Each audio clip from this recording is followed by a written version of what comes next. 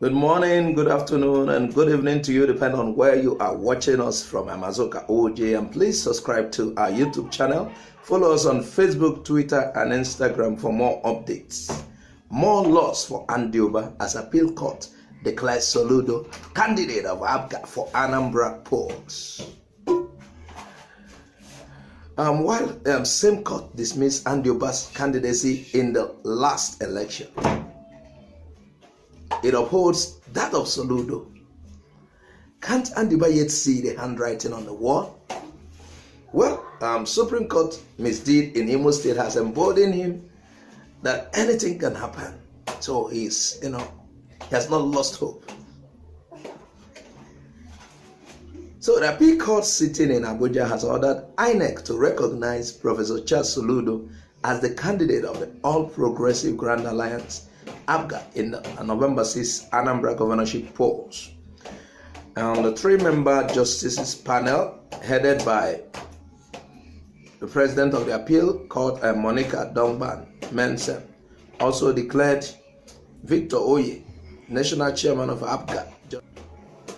Justice Jumai Sanke, while delivering ruling on the appeal filed against Sylvester Ezokemwa and 5 others, the court in an unanimous decision held that the appeal constituted an abuse of court process, having been bound by the decision of the Kano Division affirming Chief Oye as party chairman. The panel said it lacked jurisdiction to do what the appeal by Chief Edozie Njoko and Chinedu Okoro was seeking, as it cannot sit on appeal of its previous decision. And now the sum of 10 million naira was therefore awarded against the appellants in favor of Sylvester Ezokemwa and All Progressive Grand Alliance APC, who are the first and second respondents in the appeal. More money. The other guys who sued Soludo for mistakes in filing the INEC form suffered loss of 2 million naira awarded to Soludo against them. This time around, the judge upped it to the tune of 10 million naira.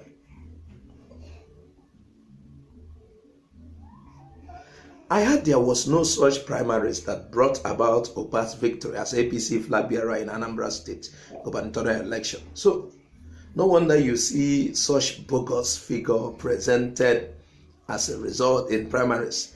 Let's see this headline. 2021, how APC candidates scored 230,000 votes in primaries but had less than 44,000 votes in election. One of the major political events of the year, that was last year, now 2021 is past, was the Anambra State election, governorship election. The election, which was held on the 6th of November and later concluded on November 10, 2021, following a run, saw the emergence of Professor Charles Soludo of APC as winner. Equally, the election marked the 4th consecutive time that APC flag bearer Andioba failed to return as governor of Anambra State.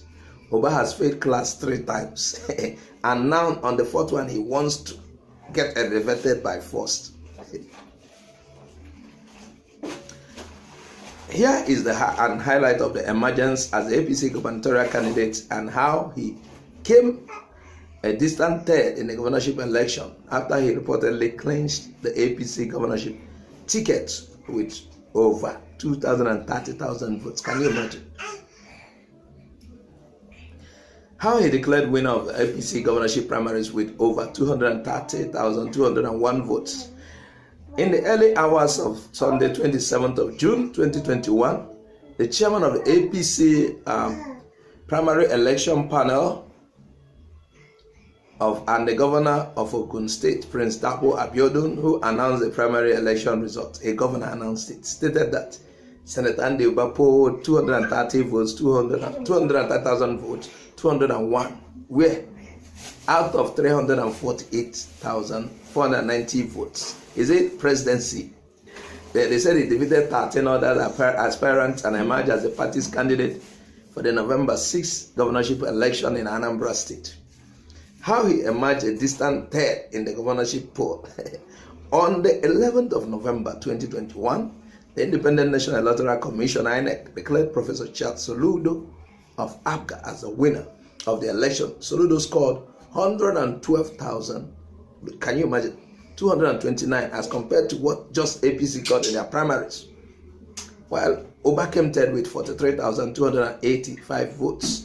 Oba, who rejected the outcome of the election, described it as a charade that did not reflect the wishes of the people of Anambra because he pulled 230. Wayo.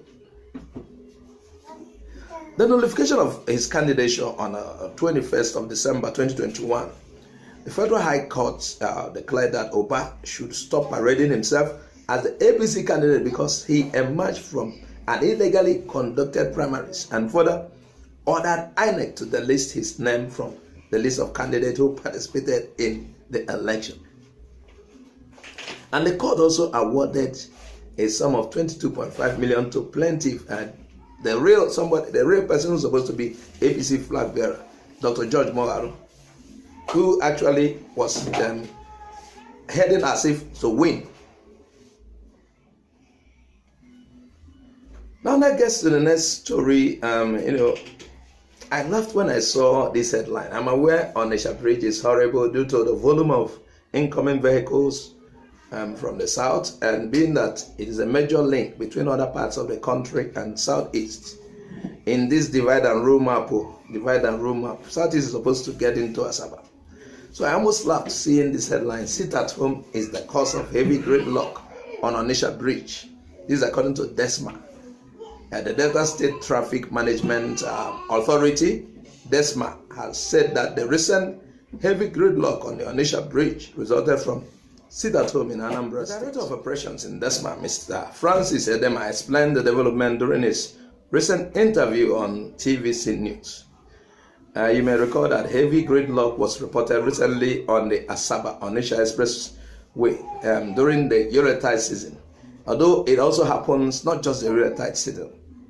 So the Onitsha Bridge links the south-south, that's divide and rule map south-south, and the southeast. So while addressing the development some days ago, according to them, is a sit at home that was observed Anambra on Monday, which stopped the movement of vehicles on that Monday. So definitely everything, all activities are everything pumped into Tuesday. So according to them, the situation made traffic intense in the area. Well, he said the recent gridlock in the area is vital to transportation in the southeast region, as the Onitsha Bridge also links the south-south to the south, where we know. Okay, by this explanation, is quite understandable. People are adjusting, and Monday activities are being shifted to Tuesday, which makes it jam-packed. Definitely, the vehicles that didn't move on Monday due to sit at home, every plans will be for Tuesday, and everything together, plus those that would have moved on Tuesday. So what do you think about this, viewers? While we round up, let's look at the next story. This reminds me of what happens in Nigerian Hollywood, where you see the name of a whole family listed in a whole movie as participants. In banks, I don't think it is permissible for relatives of that kind to work in same place. Meanwhile, this is different arms of government. Bayelsa governor swears in his second wife as High Court judge. 4 new judges have they took an oath recently to serve in the High Court of Justice of Bayelsa State, and they were sworn in, witnessed by the Chief Judge of the State, Justice Kate Abere. And here are the names of the judges. 1. Loki James Benimo. 2. Patience Ama Zofa Diri. Then that's Diri, his third wife, or second wife. Then the third one is Simon Warikie Amado Boa. 4th one, Christiana Eri Combo Enegesi. 2. His Excellency Senator Doye Deri, Governor of Bayelsa State, charged them as usual.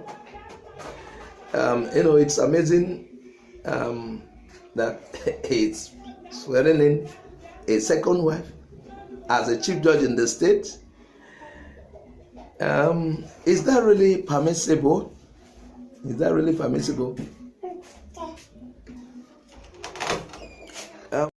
Thanks for watching Igbo Area TV. Please subscribe to our YouTube channel. Also click the bell icon. Like our Facebook page. Join our Facebook group. Follow us on Twitter and Instagram. Bye for now.